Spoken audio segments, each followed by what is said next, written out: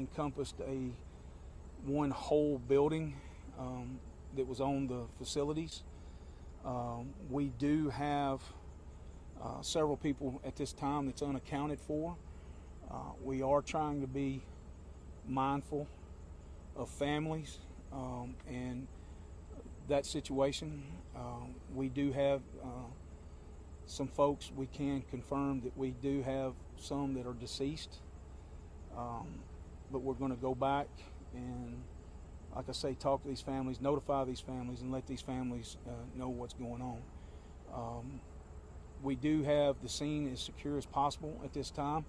You may hear some smaller explosions around the scene, but they are things that we have taken into consideration. We know that it's secure. The scene is secure as far as no more mass explosions or larger explosions.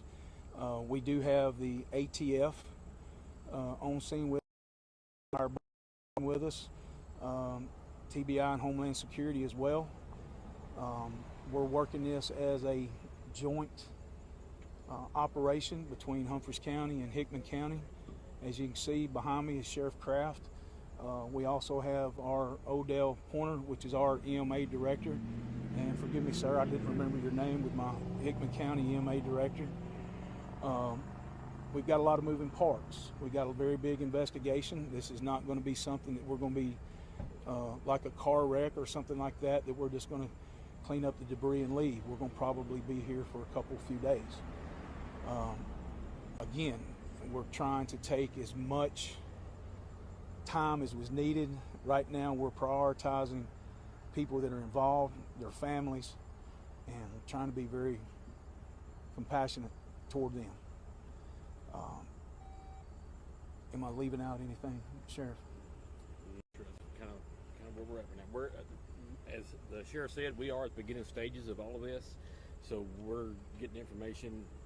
We're getting information, just minute by minute, and we're going to continue to build on that and do what we need to do. So, just with that, like, just keep the families and everyone in your prayers as we go through this the next few days. Just to clarify, Sheriff, if you don't mind, could you characterize when you say individuals, a number of people involved, either injured or deceased?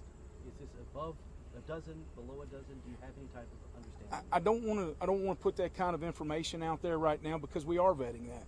We've had such a massive response that now we're trying to slow down, identify things. And for those of you that was around me during the flood, we had some mistakes during the flood of some things that was put out there as names of numbers and that kind of thing, and I don't want that today. We're trying to be very methodical in what we're doing and making sure that we take the time to recognize and find out each and every one of these individuals and their family. And I'm putting these families and anybody that's involved first and foremost right now. As I say, we got the scene secure. I want to also talk about Accurate Arms. Accurate has opened their arms to us. They're cooperating with us in any way and every way possible. They're wanting to figure out this just as much as we are. So that's where we're at right now. And I appreciate everybody here. I appreciate the information. Again, I'd just like to ask for us all to be mindful of the families and everybody. Speaking of families, I understand they're at Gate 3. What should families be doing if they're seeing this right now? What are you advising them to do who have not been able to make contact with loved ones? It's a good question. And we're trying to get that information. We're working with their HR. We're trying to get family members. We're trying to get names. I think we've got somebody on the phone system that if people call in, we've got that information. And we're also establishing some critical incident team members that's responding and trying to be here for the family along with clergy and chaplains. So we're getting all that together. But with all that said, I'd like to conclude here, and we'll try to be back. If you'll give us, I see that it's 11 o'clock. I'd like to get back here maybe at 12. I want to go up and communicate with with the other law enforcement agencies to make sure that we can get y'all in and get you some footage.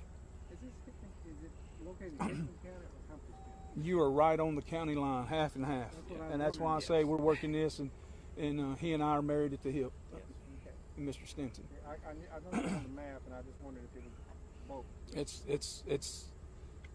some of it is actually Hickman, and some of it is Humphreys. So, yeah. And you know, it's one of those things that I've often said. It don't matter if there's something that's going to happen. For those of you that know me, if there's something happen, we're going to take care of it, of what needs to be done. Together, everybody achieves more, and we're going to stay together and make sure we handle this situation the best we can. And I All thought right. you did a good job during the flood. I appreciate. Well, there was just some things, and I wanted to clarify that. But I also want to, you know, we're doing that to try to be respectful of the family. So I appreciate that very much, and I appreciate you guys. Yes, sir. Yes, Sheriff. Explosion. Did this happen at one specific building? Was it a storage building, or do we know if it was at like at the main plant or? At 7:45 a.m. this morning, there was a devastating explosion, and we're going to get that information out. We're going to clarify things.